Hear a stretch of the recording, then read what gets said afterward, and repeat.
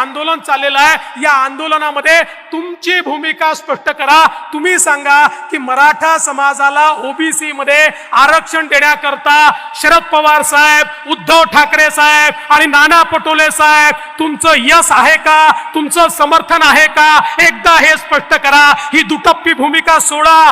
चित भी मेरी, पड भी मेरी, खडा तो मेरे बाप का, ही जी भूमिका तुम्ही मांडताय ही सोडा. या ठिकाणी मराठ्यांनाही वेडं करायचं, ओबीसींनाही वेडं करायचं, दोघांनाही झुंजवत ठेवायचं, दोघांनाही भांडत ठेवायचं. अरे आम्हाला तर शिवाय खायची सवय आहे, आम्ही घाबरत नाही.